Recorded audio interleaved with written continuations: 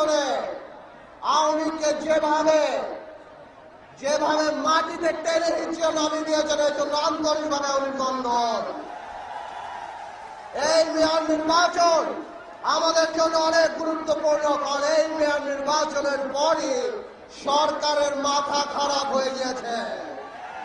সরকারকে বলতে চাই, এই মেয়র নির্বাচন শুধু কোন সাধারণ পৌরসভা নির্বাচন ছিল না।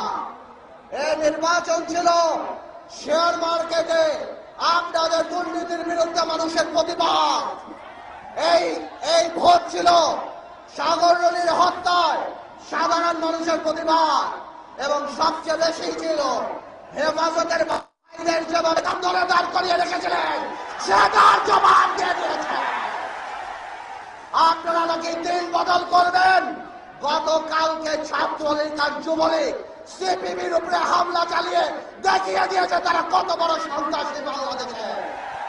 মাননীয় বিরোধী দলনেত্রী, আপনাকে একটা অনুরোধ করব, আওয়ামী লীগ ডিজিটাল বাংলাদেশ আর দিন বদলের কথা বলে ঘরে ঘরে মাদক ছড়িয়ে দিয়েছে।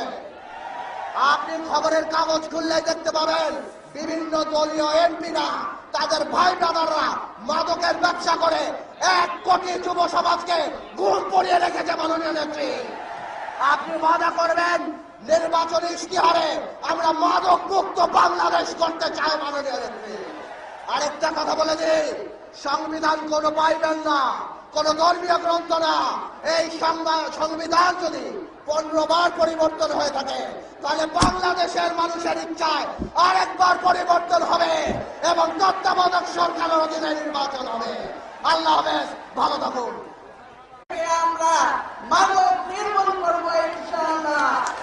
এটা সমাজের জাতির জন্য শত্রু, আমাদের ভবিষ্যৎ ধ্বংস করার জন্য এই মাদক নানা ষড়যন্ত্র হচ্ছে এই দেশকে ধ্বংস করা। তাই প্রথম তারিখে জনগণকে নিয়ে সকল প্রশাসন সহ মাদক দ্রব্য এই দেশ থেকে নির্মূল করবো ইনশাআল্লাহ। আমরা পারবো, আমরা বিশ্বাস রাখি।